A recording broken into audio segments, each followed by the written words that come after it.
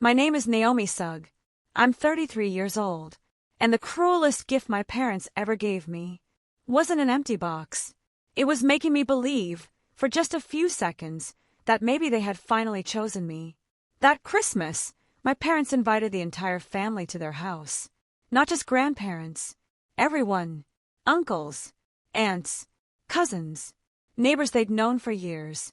Even my sister Chloe's fiancé, Brandon, whom she'd been dating for barely 6 months.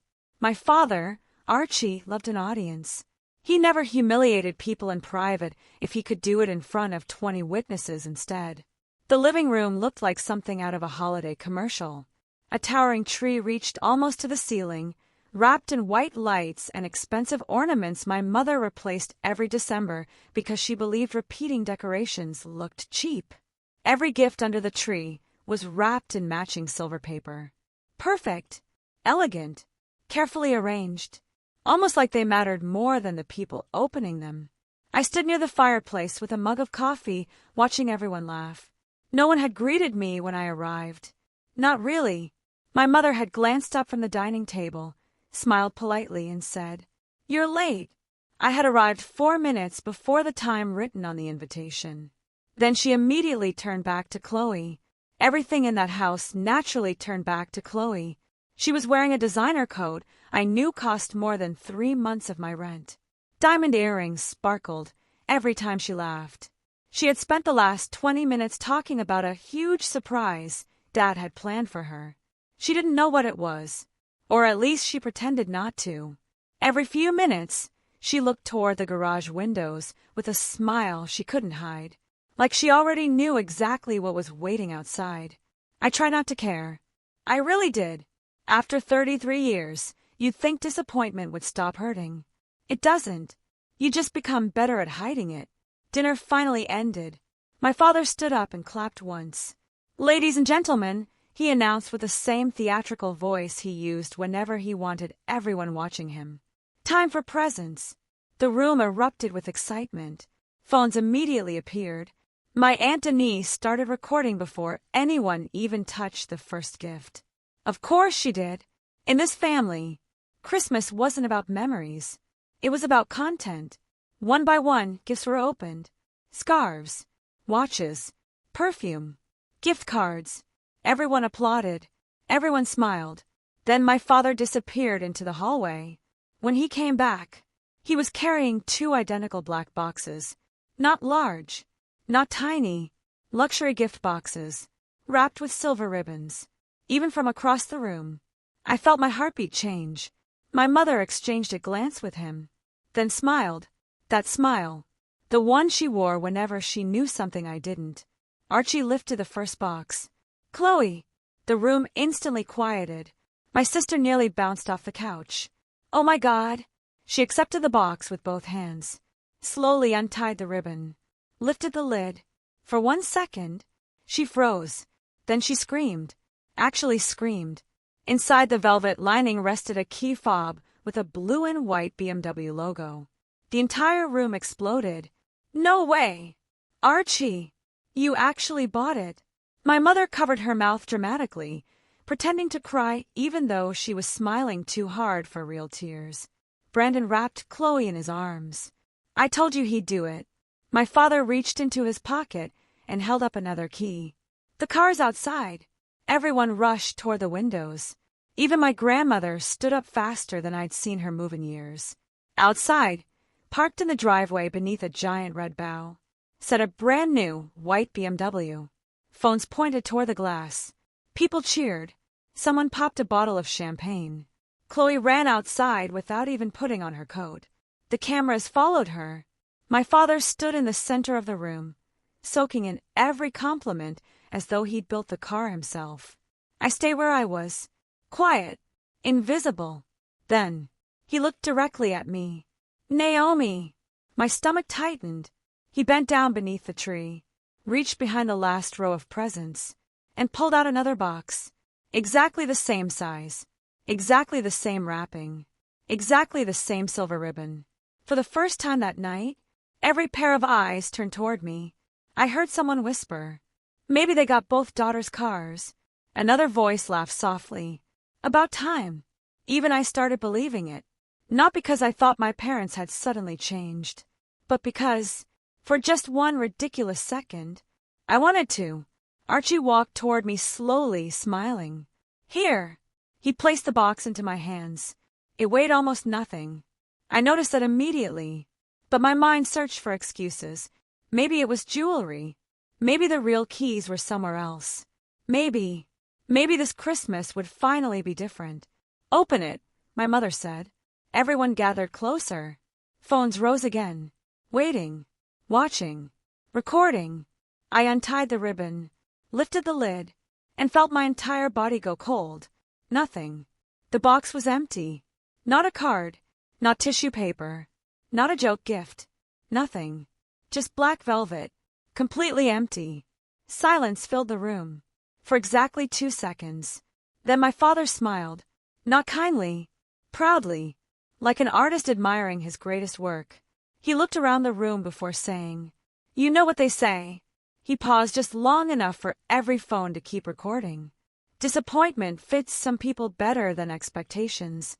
The room erupted with laughter. Real laughter. Not awkward laughter. Not nervous laughter. People bent over. My uncle slapped his knee. Someone whistled. Even Brandon laughed hard enough to wipe tears from his eyes. I didn't. I couldn't. Because I wasn't looking at the empty box anymore. I was looking at my mother. Waiting. Begging silently for her to stop this. To tell everyone it had gone too far. Instead, she reached for my arm, smiled brightly toward the cameras, and whispered just loud enough for me to hear, "Stand next to your sister." She pointed toward the driveway. "The picture will look prettier that way." I looked outside. Chloe stood beside her new BMW, proudly holding the keys above her shoulder while relatives crowded around her. Then I looked back at the empty box still resting in my hands. My father gently pushed me toward the front door. "Come on, Naomi." His smile never faded. "Don't ruin your sister's moment." I walked outside. The winter air stung my face. Everyone quickly made space for me. Not because they wanted me there. Because they wanted the comparison. Chloe, holding the BMW keys. Me, holding absolutely nothing. My aunt raised her phone. "Perfect," she laughed. "This is going to be everyone's favorite Christmas picture." The flash went off. At that exact moment, I made a decision that would destroy everything my parents had spent decades building. They just didn't know it yet. I didn't cry, not because I was strong, because I refused to give my father the ending he wanted. Around me, everyone crowded around Chloe's new BMW, taking turns sitting in the driver's seat as if they'd won it themselves. Champagne glasses clinked together. My mother kept adjusting the giant red bow on the hood because she wanted every picture to look perfect. No one noticed I was still standing at the edge of the driveway, still holding the empty box. Or maybe they did. Maybe that was the point. "Naomi!" My mother's voice floated across the driveway without a hint of concern. "Bring that box inside before it gets wet." Not, "Are you okay?" Not, "I'm sorry." Just, "Bring the box inside." I looked down at it one last time. The velvet lining was untouched. Perfectly clean. Prepared only for humiliation. I closed the lid carefully, then walked back into the house alone. The laughter outside continued through the walls. It sounded distant now, like it belonged to strangers. I placed the box on the kitchen island. Before I could step away, Archie walked in carrying another bottle of champagne. He glanced at the box and smirked. "You should keep it." I looked at him without answering. He shrugged. "It might be the nicest gift you ever get from this family." He laughed at his own joke before walking back outside. The door hadn't even finished closing before my phone vibrated. Unknown number. Normally I ignored those. This time, something made me answer. "Naomi Sugg." "Yes. This is Howard Ellis." The name immediately caught my attention. Howard owned one of the largest commercial development firms in the state. We'd met only twice. Months ago. He continued. "I won't keep you long." His voice was calm. Professional. "I've made a decision." Outside, everyone suddenly cheered again. Someone had started the BMW. The engine echoed through the driveway. Howard paused. Am I interrupting something? I looked through the kitchen window. My sister was revving the engine while my father proudly filmed her. No, I lied. Go ahead. I've reviewed every proposal submitted over the last 6 months. A pause. Yours wasn't just the strongest. Another pause. It was the only one that solved the problem. I felt my heartbeat change. I'd like to meet tomorrow. Tomorrow. Not next week. Not next month. Tomorrow. For what? I'd rather discuss it in person. His answer frustrated me. Then he added something unexpected. And Naomi. Yes. Don't tell anyone yet. The line went dead. I stared at the screen. Outside. Another round of applause erupted. I slipped the phone into my pocket.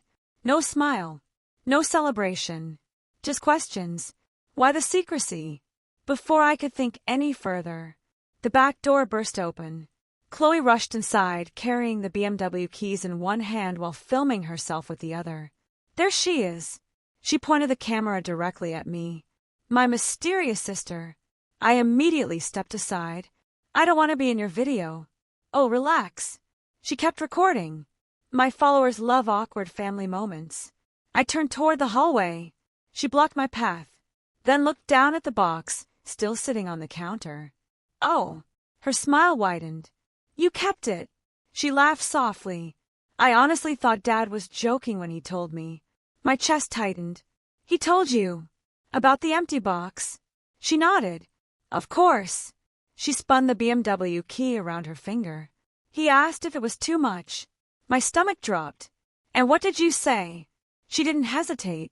I told him. She smiled directly into the phone camera. That you'd get over it. She walked away before I could answer. Still laughing.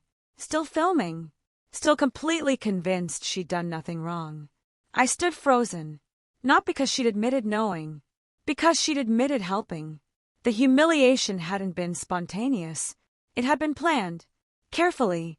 Deliberately. My father hadn't improvised the empty box. They had discussed it beforehand. Decided it would be funny. Decided I would survive it. Decided my dignity was worth sacrificing for a better Christmas memory. A knot formed in my stomach. Then Brandon entered the kitchen. He grabbed a beer from the refrigerator. Looked at me. Then at the empty box. You know, he said casually. I've only been dating Chloe 6 months. He opened the bottle. But even I knew this family had a favorite. He walked out before I could respond. Another reminder. Another humiliation. Another person who now believed my place in the family was somewhere below everyone else. I finally picked up my coat. There was no reason to stay. No conversation worth having. No goodbye worth hearing. I quietly headed toward the front door.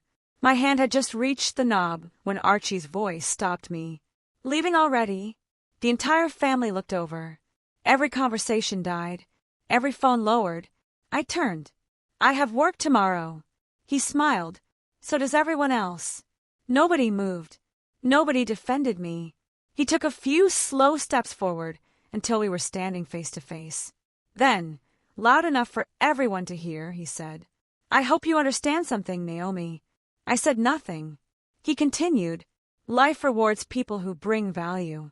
His eyes drifted toward Chloe outside with her BMW. Tonight reflects exactly what each daughter has contributed. Silence. Heavy. Uncomfortable. He wanted me to argue. To cry. To explode. Instead, I simply nodded. I understand. For the first time all evening.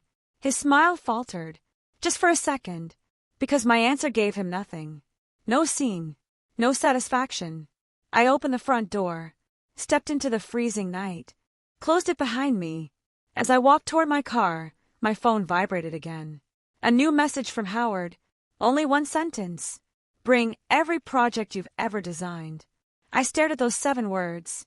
Then looked back at the brightly lit house. Inside, my family believed they had just reminded me exactly how little I was worth. None of them realized. They had just pushed me into the one meeting that would force every lie they'd built over the last decade into the light. And this time, I wasn't going back to help them hide it. I barely slept. Not because I kept replaying the empty box, because I couldn't stop replaying something far worse. Tonight reflects exactly what each daughter has contributed. Those words followed me all night.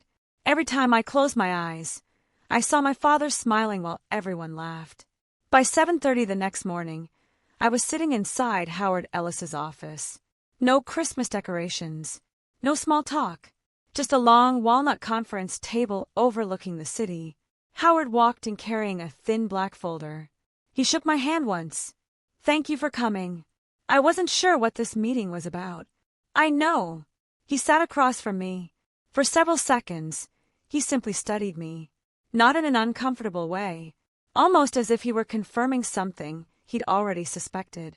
Finally, he slid the folder toward me. "I've spent the last 3 weeks reviewing every commercial project your father's company completed over the last 9 years. My stomach tightened. I hadn't expected my father to come up this quickly. Howard continued, "Do you know what I found?" I slowly shook my head. He opened the folder. The first page was a photograph, one of my architectural renderings. The second page, another. The third, another. Every drawing looked painfully familiar.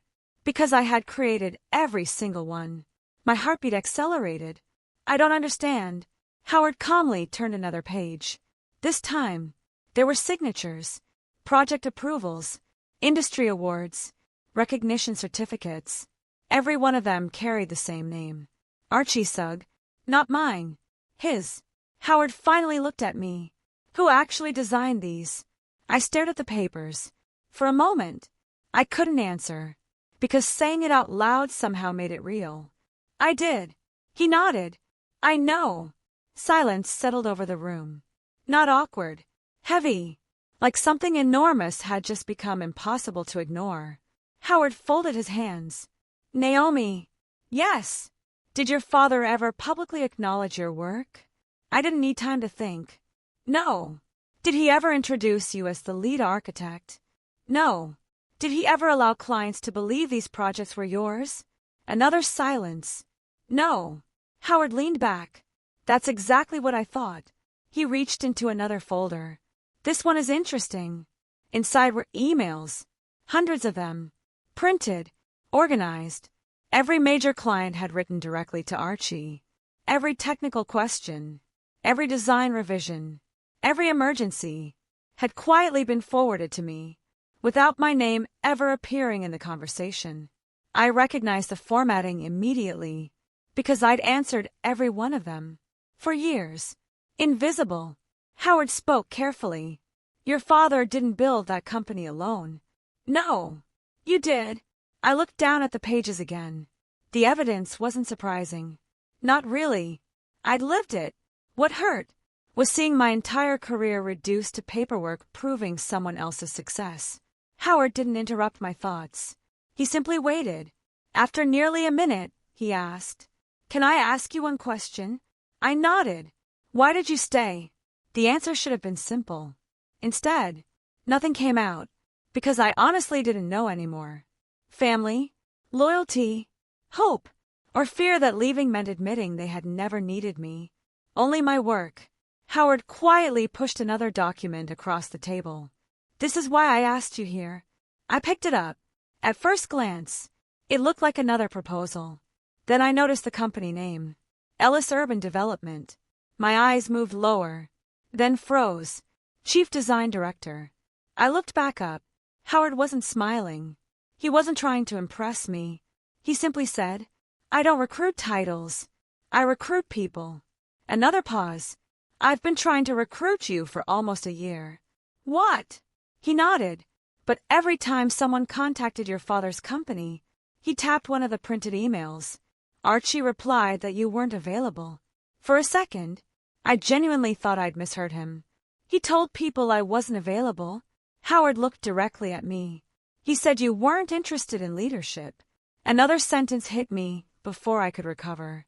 "He also told us you preferred remaining behind the scenes because public responsibility made you anxious." My hands slowly tightened around the papers. That wasn't just false. It was the exact opposite of who I was. The room suddenly felt smaller. Every opportunity one had wondered about, every promotion that never happened, Every conference invitation that mysteriously disappeared. Every client who stopped calling.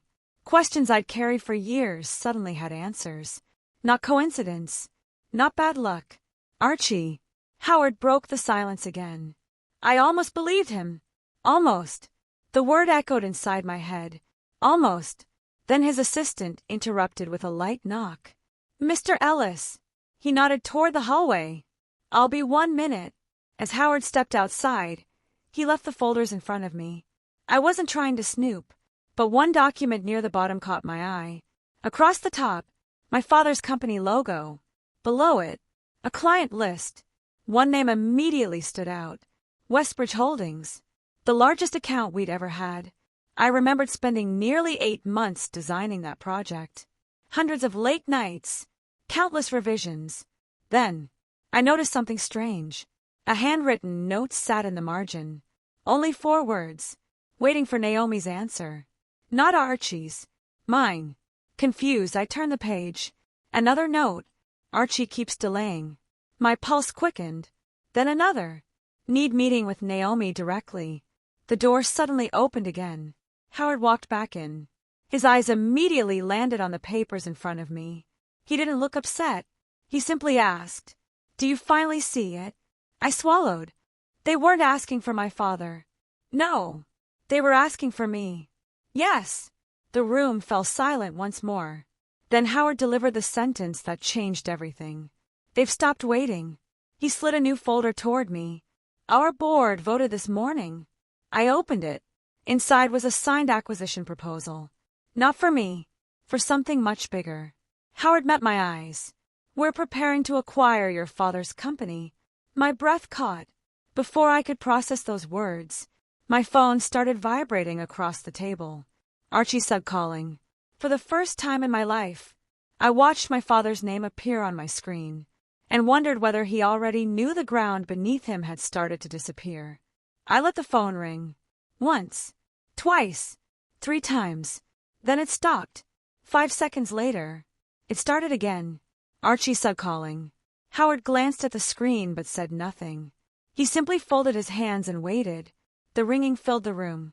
4 years, I had answered every call from my father before the second ring.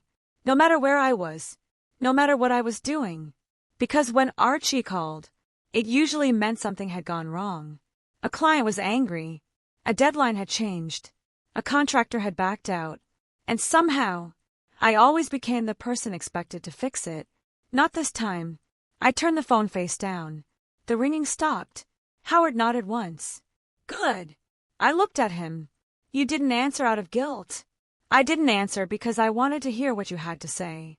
The difference matters. He slid one final document across the table. I want you to read this carefully. At the top, 1 sentence. Confidential due diligence report. Below it, page after page of financial records. Cash flow. Outstanding loans, vendor complaints, late payments, canceled contracts. At first, none of it made sense. My father's company had always looked successful, growing, stable, respected. Howard quietly interrupted my thoughts. Appearances are expensive. He pointed toward several highlighted pages. Take a closer look. I followed the highlighted numbers. The largest expenses weren't equipment, or payroll, or expansion, luxury vehicles, private club memberships, high-end client dinners, designer office renovations, image. Everything revolved around image. My father's company wasn't growing anymore. It was surviving on appearances. Then another number caught my eye. A massive equipment loan, signed only 3 months earlier. I frowned. We didn't buy new equipment. Howard looked at me. No. So where did the money go? He didn't answer. Instead, he turned another page. Vehicle financing. 1 line. BMW M5. Delivery date. Yesterday. The exact amount matched the estimated price of Chloe's Christmas present. I stared at it. No. That couldn't be right. My voice almost disappeared. He financed her Christmas gift. Howard finished the sentence. Through the company. Silence. I suddenly remembered something. Last night, when everyone admired the BMW, Archie had proudly announced. It's a reward for loyalty. It wasn't. It had never been paid for. It had been borrowed, using a company already drowning in debt. Another memory surfaced. Months earlier, I'd recommended delaying a large office renovation because cash reserves were shrinking. Archie had laughed. You worry too much. Now, I understood why. He wasn't making business decisions anymore. He was performing success.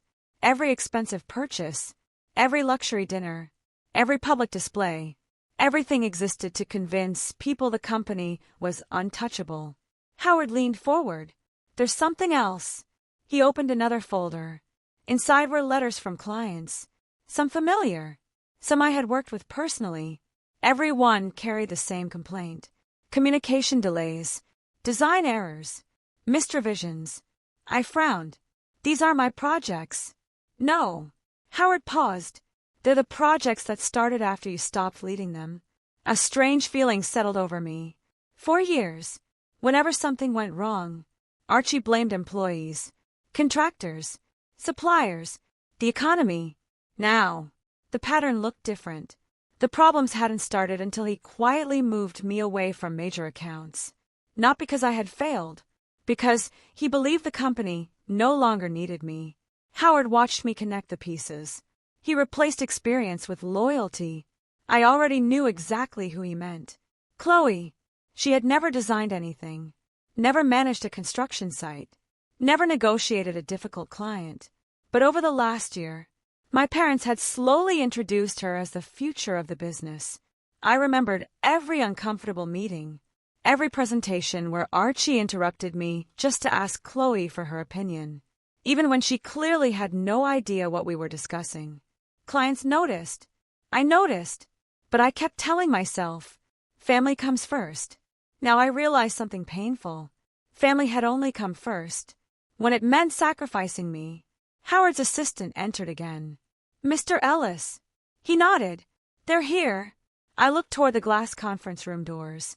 3 executives walked inside. One of them immediately smiled when he saw me. Naomi. I recognized him instantly. Daniel Foster, CEO of Westbridge Holdings, one of our biggest clients. He walked directly toward me, ignoring Howard, ignoring everyone else. He shook my hand with both of his. I've been trying to meet you for almost 2 years. I blinked. I'm sorry. He looked genuinely confused. Archie always said you were unavailable. Howard didn't interrupt. He wanted me to hear this myself. Daniel continued. We requested you specifically. He smiled. Several times. I never knew. I figured that out. He exchanged a quick look with Howard before saying something that made my stomach drop. The only reason we stayed with your father's company was because we believed you were still designing our projects. The room became painfully quiet. Daniel sighed. When your name disappeared, everything changed. He reached into his briefcase, pulled out a thick contract, placed it in front of Howard. We're terminating every remaining project with Sug Development. I couldn't move. Years of work, gone. Not because I had left, because my father had spent too long pretending he could replace me without consequences. Daniel looked back at me. If you're building something new, he paused deliberately. We'd rather build it with you. Before I could answer, my phone vibrated again. This time, not a call, a photo, sent by my mother. No message, just a picture. The entire family stood in front of Chloe's BMW. Everyone smiling, everyone laughing. There was only one empty space in the photo. Mine. A second message arrived immediately after. From Archie. Just 6 words. Come fix the Henderson presentation. Now. No greeting. No apology. No mention of Christmas. No acknowledgement of what he'd done less than 24 hours earlier. He still believed I would drop everything, because that was the role they had written for me.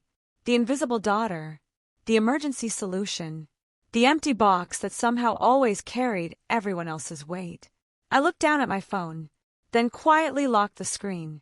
For the first time, someone else could clean up my father's mess. I didn't answer my father. I didn't explain. I didn't negotiate. I simply slipped my phone into my purse while Daniel gathered his documents. Howard watched me carefully, not because he expected me to make the right decision, because he wanted to see if I would make the old one. For years, there had only been one version of Naomi Sugg, the daughter who abandoned everything the moment Archie snapped his fingers. Howard finally broke the silence. "You're wondering if they're already in trouble." I nodded. "Yes." He didn't hesitate. "They are." He stood and walked toward the floor-to-ceiling windows. "The only question is whether they realize how serious it is." 40 minutes later, I was driving home. For the first time since Christmas morning, my phone stayed completely silent. No calls, no messages, no guilt trips, nothing. It felt strange, almost peaceful. Then, the silence ended. A news notification appeared on my dashboard screen.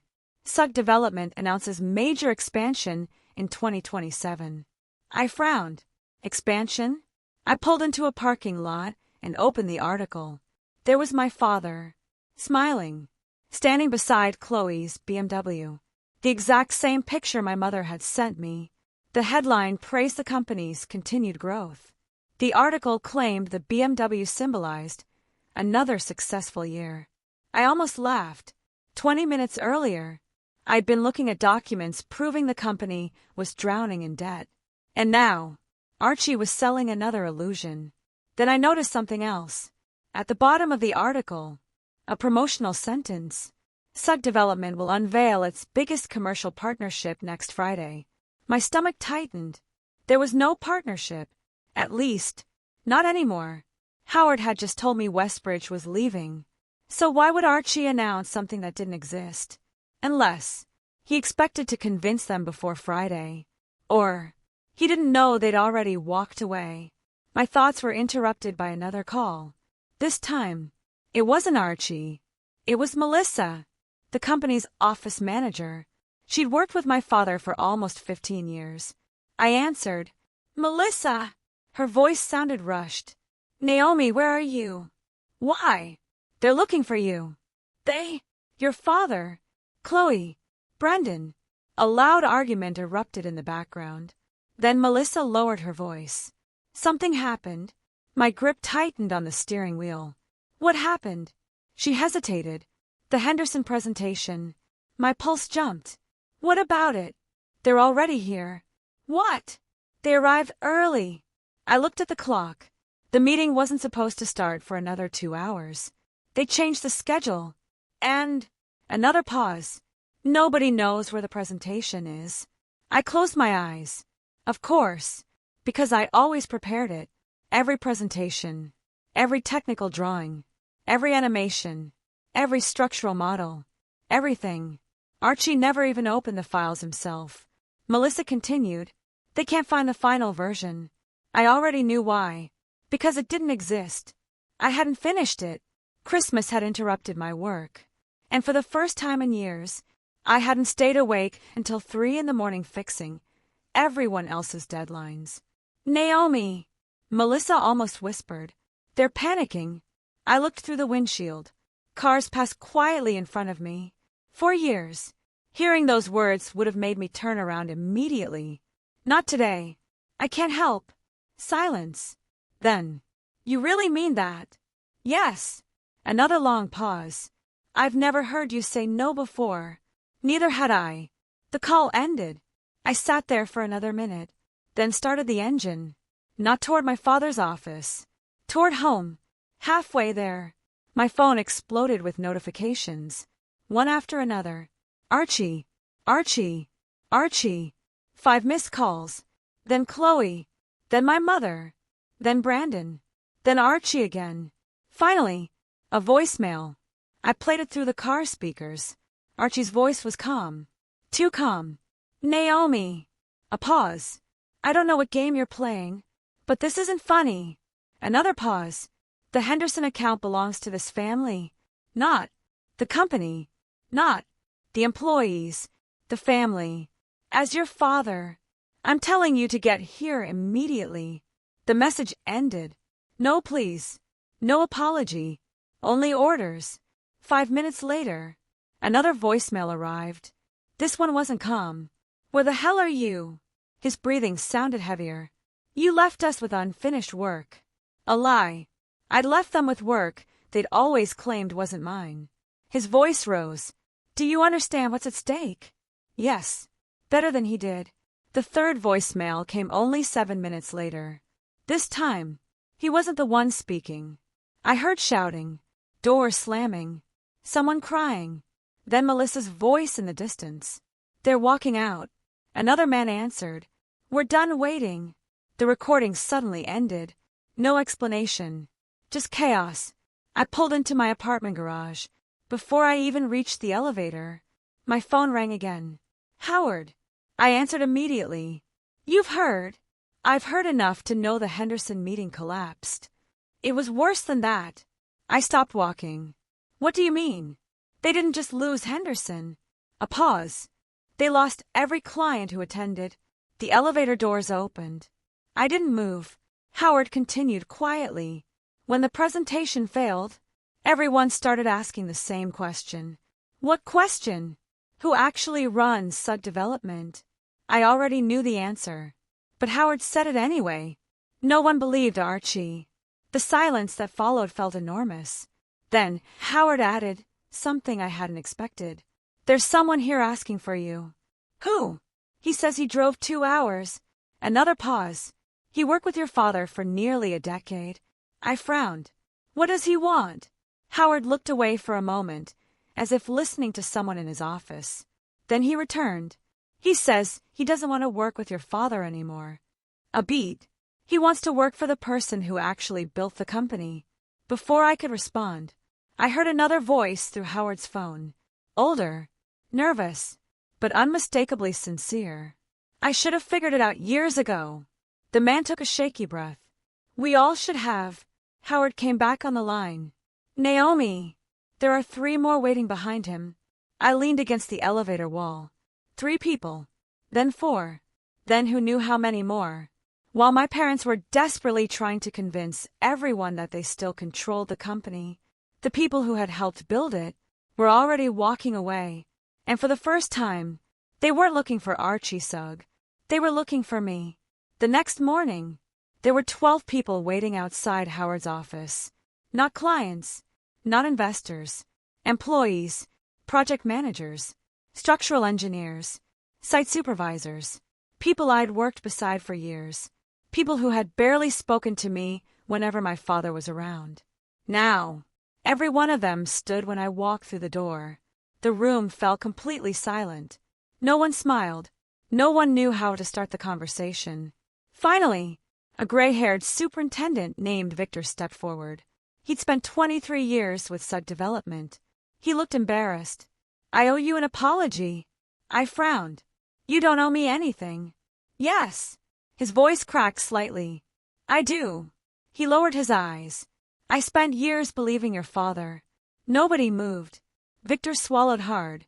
He always said you were talented, but too emotional to lead. My chest tightened. He said clients liked you, but didn't trust you. Another pause. He said you preferred staying in the background because pressure overwhelmed you. Every sentence sounded painfully familiar. Not because I'd heard them before, because I'd lived their consequences. The promotions that disappeared, the meetings I wasn't invited to, the clients who suddenly stopped calling, the opportunities that never reached me. They hadn't vanished. Someone had been quietly closing every door before I even knew it existed. Victor looked at me again. I'm ashamed that I believed him. Before I could answer, another employee stepped forward. Then another. One after another. The room filled with stories. I thought you didn't want leadership. I thought Archie protected you. I thought Chloe had replaced you because you wanted less responsibility. Every sentence uncovered another lie. Not one enormous betrayal. Hundreds of small ones, carefully repeated, year after year, until everyone accepted them as truth. Howard remained completely silent. He didn't need to say anything. The evidence was speaking for itself. Then the conference room door opened. Howard's assistant hurried inside. She wasn't calm anymore. Howard! He looked up. What happened? She handed him a tablet. I think you need to see this. Howard's expression changed immediately. He turned the screen toward me. A live stream. Chloe, standing inside my father's office, holding her phone, smiling. The caption read, "Big announcement today. The future of SUG development starts now." Hundreds of viewers were already watching. She slowly walked through the office, showing expensive furniture, framed awards and conference rooms. Then she stopped in front of a large architectural model. "My dad built all of this." I stared at the screen. No, he hadn't. I had designed that project. Every line, every elevation, every structural revision. She continued smiling into the camera. "And soon, we'll be announcing our biggest partnership ever." Howard quietly muttered, "They still don't know." I looked at him. They haven't checked their emails. At that exact moment, Daniel Foster entered the conference room, carrying a folder. He didn't even sit down. "They've called me 6 times this morning." "Archie!" Daniel nodded. "He keeps asking why we're not answering." No one spoke. Daniel placed his phone on the table. I recorded the last voicemail. He pressed play. Archie's voice filled the room. Confident, almost arrogant. "Daniel, I know you're busy." A pause. "I've already announced our partnership publicly." Another pause. "So let's not make this awkward." Howard slowly closed his eyes. Daniel let the recording continue. "I'll have Naomi finish whatever technical issues delayed the paperwork." My breathing stopped. Even now, even after everything, my father still believed I belonged to him. The recording ended. No one in the room said a word. Finally, Daniel looked directly at me. "He has no idea you're here." "No. He thinks you're still working for him." I nodded. "He always does." Howard stood. "I think it's time." He looked around the room. "If any of you are planning to follow Naomi, understand something first." Everyone waited. He continued, "There will be pressure. There will be rumors. There will be threats. Some of you will receive offers to stay." He paused. "Others will be blamed for leaving." Nobody moved. Howard finished quietly.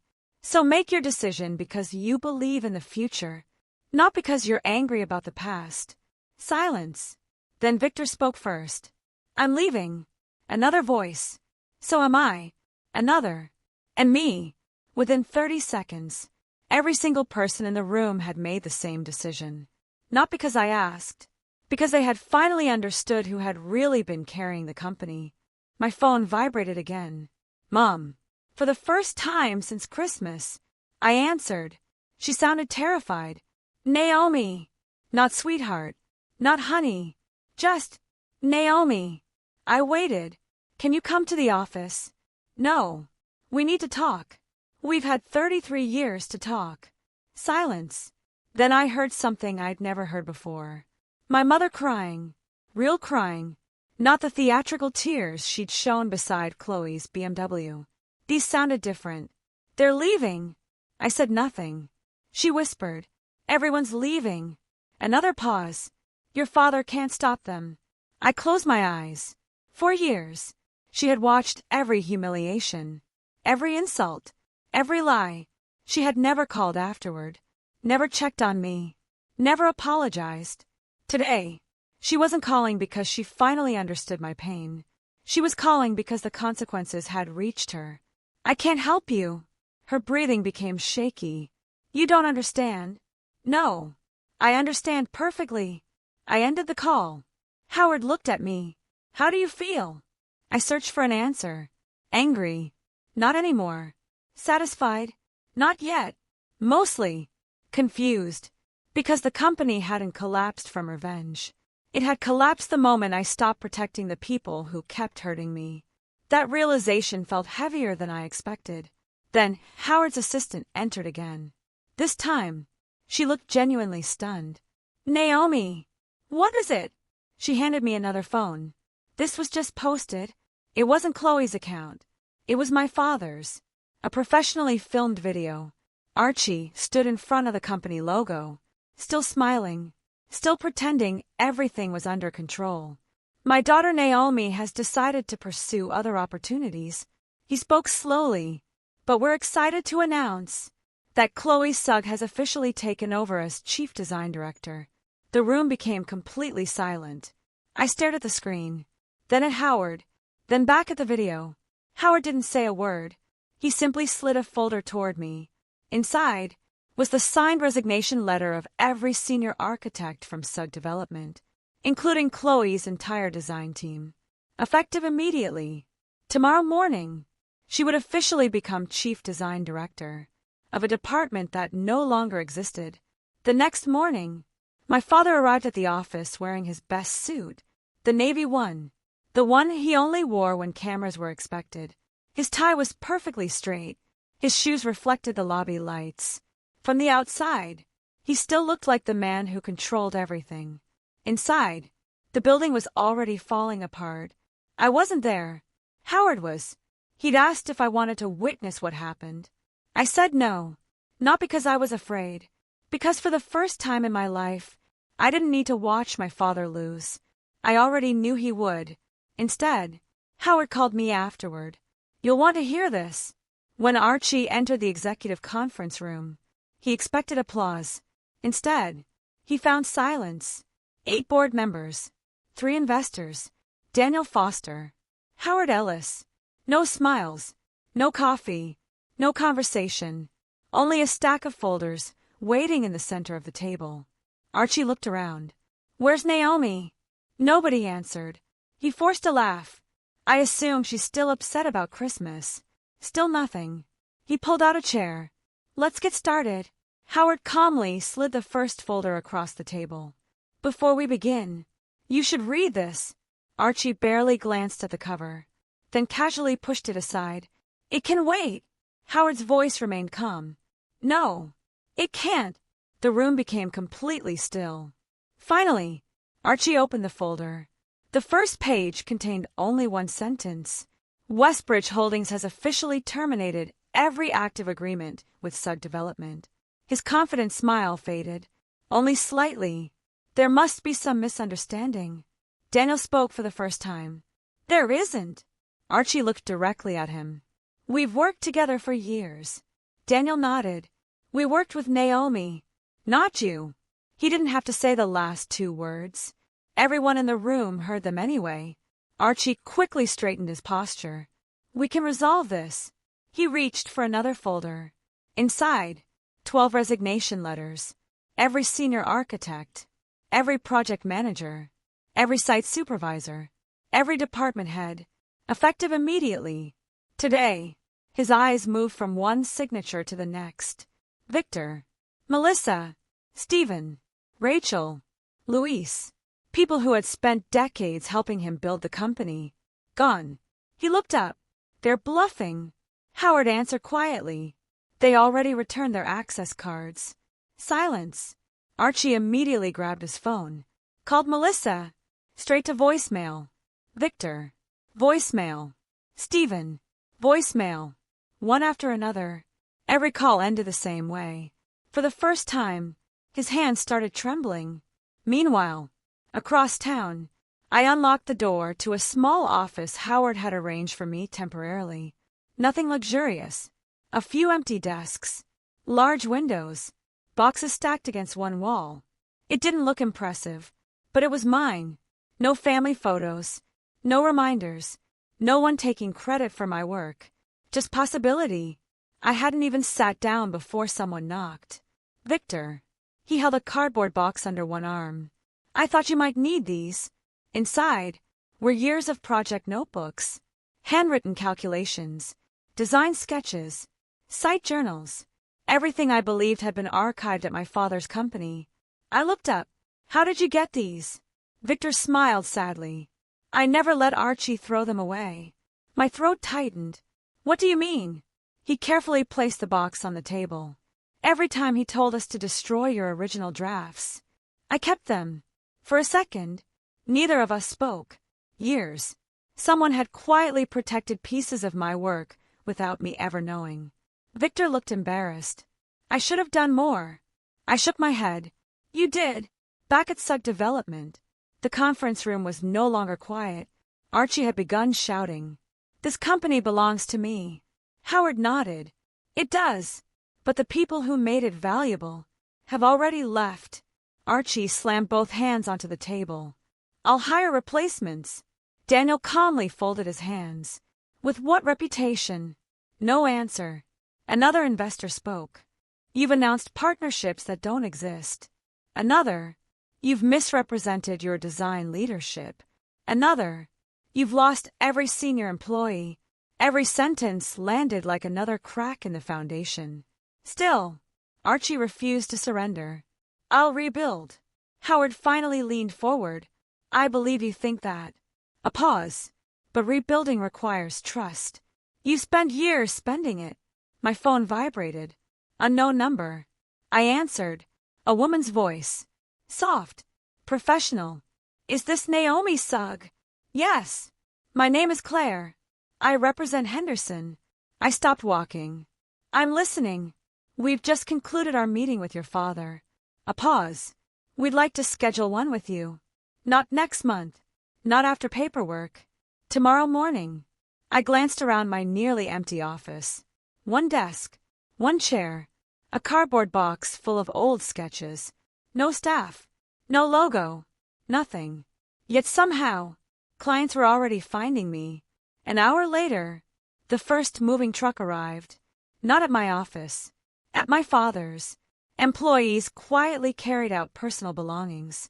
Computer monitors disappeared. Blueprint cabinets emptied. Entire departments vanished floor by floor. People didn't argue. They didn't celebrate. They simply left. One by one. The receptionist. The engineering team. Accounting.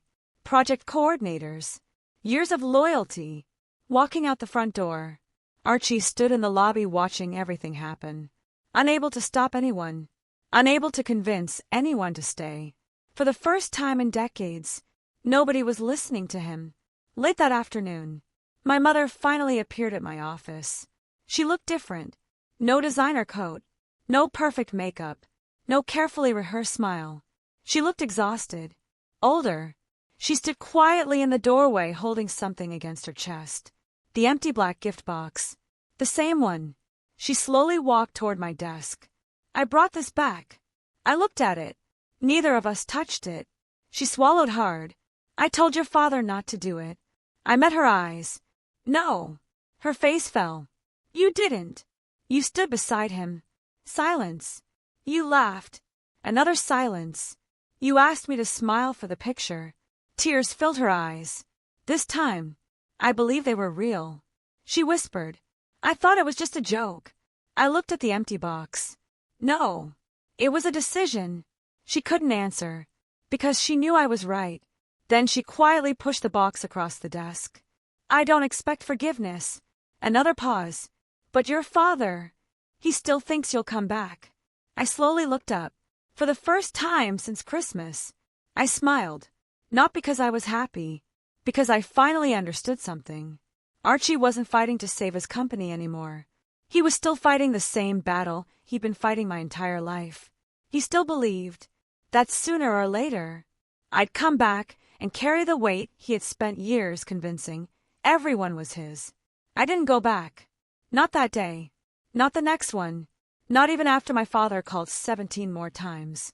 For the first time in my life, every crisis inside Sugg Development had to survive without me. And it couldn't. 3 days later, my temporary office wasn't temporary anymore. The empty room Howard had handed me was now alive. Architects reviewed blueprints. Project managers argued over schedules. Phones rang nonstop. Whiteboards filled with deadlines. Coffee cups covered every desk. It wasn't perfect. It wasn't polished. But every person inside that office was there because they had chosen to be. Not because they were afraid. Not because they had been manipulated. Because they believed in the same thing. Building something honestly. I stood near the conference room windows watching everyone work. For the first time, the noise around me didn't feel exhausting. It felt earned. Then Claire walked over carrying a folder. Henderson signed. I looked at her. The whole project. She smiled. They refused to meet anyone else. I accepted the contract. The first one. Signed with my own name. No hidden credit. No one else's signature covering mine. Just, Naomi Sugg. I stared at it for several seconds, then quietly closed the folder. I'd imagined that moment for years. It didn't feel loud. It felt peaceful. My phone vibrated. Melissa. I answered. Hey. Her voice sounded shaky. You need to know what's happening. I leaned against the window. What happened? It's Archie. My stomach tightened. What about him? He called an emergency company meeting. Melissa stayed on the line while I listened. I could hear voices echoing inside the conference room, chairs scraping across the floor, people whispering. Then, my father's voice, strong, confident, or at least, trying to sound that way. We've had setbacks before. A pause. We'll rebuild. Silence. No applause. No encouragement. Nothing. He continued. This company made all of you successful. Another silence. Then someone interrupted him. Not angrily. Quietly. You mean Naomi? The room went completely still. Archie didn't answer immediately. Melissa whispered into the phone. Nobody's looking at him anymore. Another employee spoke. We all know now. Then another. She built everything. Another. We stayed because of her. Every sentence sounded calm. No shouting. No revenge. Just truth. Sometimes, truth hurts louder than humiliation. Melissa lowered her voice. He's losing them. I closed my eyes. There was nothing left to save. Then I heard my father speak again. This time, his confidence was gone. If Naomi comes back, everything will be fine. Those 6 words settled heavily in my chest. Even now, after everything that had happened, he still wasn't taking responsibility. He still believed I existed to repair the damage he caused. Someone answered him. It wasn't Melissa. It wasn't Victor. It was a younger architect I'd barely known. No. A pause. Everything will be fine. If you stop pretending you built what she did. Silence. Then, footsteps. Lots of them. Melissa whispered. They're leaving. One after another. Employees began walking toward the exit. Nobody argued. Nobody insulted him. They simply walked away. Exactly the way I'd done. The call ended. An hour later, Howard knocked on my office door. He wasn't carrying paperwork. He wasn't smiling. I think there's someone you should see. I followed him outside. A black sedan sat across the street. Inside, my father. Alone. He wasn't wearing the expensive navy suit anymore. His tie was gone. His shirt was wrinkled. He looked smaller somehow. Older. He saw me. Slowly stepped out of the car. For a few seconds, neither of us spoke. The city moved around us. People walked by. Cars passed. Nobody knew they were watching the end of 33 years. Finally, Archie held something out toward me. The empty black gift box. Again. I looked at it. Didn't touch it. His voice was quieter than I'd ever heard. I was wrong. I waited. Nothing else came. No explanation. No excuse. No speech. Just, I was wrong. For years, I'd imagined hearing those words. I thought they'd fix something. They didn't. Because apologies don't erase choices repeated over decades. I looked at him. Do you know what hurt the most? He slowly shook his head. It wasn't the empty box. He frowned. It was that you planned it. His eyes dropped. You talked about it. You laughed about it. You wrapped it. You handed it to me. I took one slow step closer. And then, you watched everyone else laugh. He couldn't look at me anymore. I know. No. I shook my head gently. You know now. Another long silence settled between us. Then he extended the box once more. I don't want it anymore. I looked at it one last time, then calmly pushed it back toward him. You should keep it. He looked confused. I continued. Because that's the only honest thing you've ever given me. His shoulders collapsed. Not dramatically. Quietly. Like a man who had finally run out of lies to stand on. I turned around. Walked back toward my office. Didn't look back. Didn't need to. 6 months later, Sut Development officially filed for bankruptcy. Most of its remaining projects transferred to other firms. Not mine. I never wanted to build my future from my father's collapse. I wanted to build it from my own work. Henderson became the first of many clients. Westbridge followed, then others. Not because people pitied me, because they finally knew whose name belonged on the drawings. Sometimes people still ask about my family. Sometimes they ask if I ever forgave them. The answer surprises them. Forgiveness was never the hardest part. The hardest part was finally believing I didn't have to spend my life proving my worth to people who had already decided it didn't exist. That empty box sat on my parents' living room floor for one Christmas, but they spent 33 years trying to convince me I belonged inside it. In the end, they discovered something far more painful. The box had never been empty. They had simply been too blind to see what they had placed inside it all along.